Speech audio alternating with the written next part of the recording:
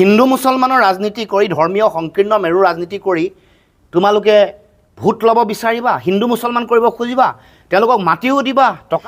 এই গোটেই কথাটো চৰকাৰে এই গোটেই কামটো ৰাজনৈতিক মুনাফা ল'বৰ কাৰণে কৰাৰ কাৰণে বা গোটেই প্ৰক্ৰিয়াটো যেনেধৰণে তেওঁলোকে কৰিব লাগে নকৰাৰ কাৰণে ঘটনা ঘটিছে। কাৰণ ইয়াৰ আগৰ দুটা কথা আপোনালোকে যদি চায়, কাজিৰঙা ৰাষ্ট্ৰীয় অভয়াৰণ্যৰ পৰা যেতিয়া উচ্ছেদ কৰিছিলে সেইসকল উচ্ছেদিতক 14 কোটিতকৈ বেছি টকা তেওঁলোকে ক্ষতিপূৰণ দিছে।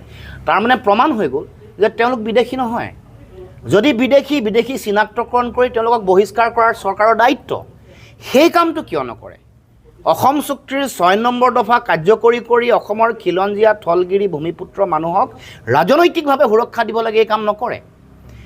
দ্বিতীয় কথাটো হ'ল যে গৰুখুটিত যেতিয়া উচ্ছেদ কৰিছিলে তেতিয়া কৈছিলে বিদেশীসকলক উচ্ছেদ কৰিছে, এইটো এটা বিৰাট ডাঙৰ প্ৰকল্প তেওঁলোকে আৰম্ভ কৰিব লৈছে।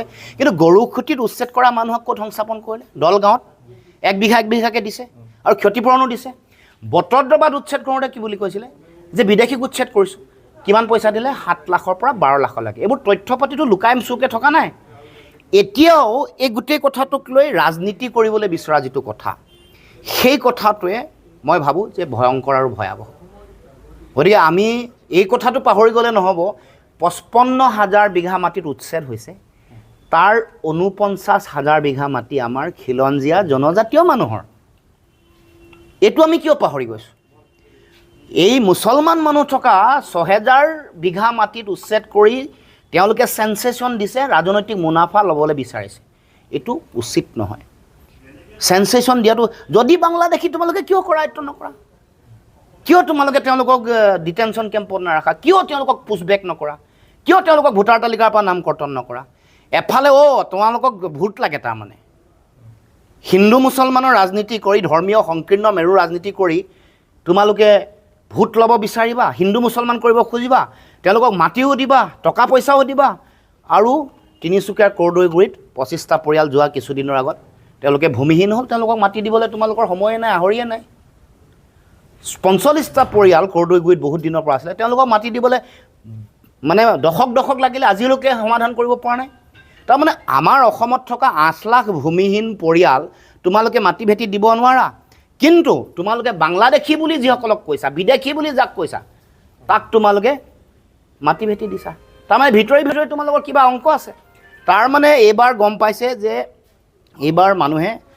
এইবাৰ তেওঁলোকক ভোট নিদিয়ে, তেওঁলোক বিশেষকৈ হিন্দু মুছলমানৰ ৰাজনীতিৰ অংক এবাৰ নচলিব। সেইকাৰণে চিট যিহেতু হেৰুৱাব, যেনেকৈ যোৱাবাৰ নিৰ্বাচনত বদৰুদ্দিন আজমলে সহায় কৰিছিলে, এইবাৰ তেওঁলোকে ভয় ভাবুকি খুৱাই মুছলমানসকলক বেয়াকৈ ক'লেও এবাৰ ভয় খুৱাইও তেওঁলোকৰ ভোট লৈ এবাৰ নিৰ্বাচনী বৈতৰণি পাৰ হ'ব গৈছে।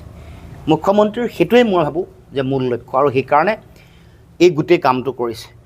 আমি এই কথা পুনৰ কৈছোঁ, উচ্ছেদ যেতিয়াই হয়, উচ্ছেদ হ'ব লাগিব আইন সিদ্ধভাৱে, উচ্চতম ন্যায়ালয়ৰ নীতি নিৰ্দেশনা মানিব লাগিব। কাৰণ আইনী প্ৰক্ৰিয়া, আমি আগৰ পৰাই উচ্ছেদৰ কথা কৈ আহিছোঁ যে উচ্ছেদৰ প্ৰতি আমাৰ সমৰ্থন আছে যদিহে আইনগতভাৱে হয়।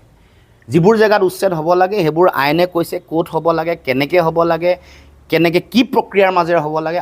দেশৰ আইনক যিহেতু মানুহ, দেশৰ সংবিধানক যিহেতু মানুহ, তেখেতসকলে মনা নাই। আৰু যদি বিদেশী মানুহক তেওঁ টকা পইচা দিছে আৰু মাটি দিছে, মুখ্যমন্ত্ৰীটো জেল যাব লাগে। ৰাষ্ট্ৰদ্ৰোহৰ গোচৰত তেওঁক প্ৰধানমন্ত্ৰীয়ে কৰায়ত্ব কৰিব লাগে। বিদেশীক যদি মাটি আৰু যদি টকা দিছে, তেতিয়াহ'লে মুখ্যমন্ত্ৰীৰ বিৰুদ্ধে প্ৰধানমন্ত্ৰীয়ে শাস্তিৰ ব্যৱস্থা, ৰাষ্ট্ৰদ্ৰোহৰ গোচৰত কৰায়ত্ব হ'ব লাগে, শাস্তিৰ ব্যৱস্থা হ'ব লাগে। প্ৰধানমন্ত্ৰীলৈ আহ্বান জনাইছোঁ।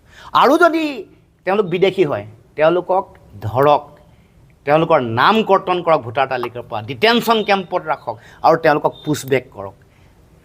গুজৰাটৰ পৰা হেলিকপ্টাৰত নি পিনে বাংলাদেশক বিদেশী ৰাখিব পাৰে, আৰু অসমৰ মুখ্যমন্ত্ৰীয়ে বিদেশীৰ নামত এনেকৈ ৰাজনীতি কৰিব খোজে। এইটো দুটা নীতি নহ'ব।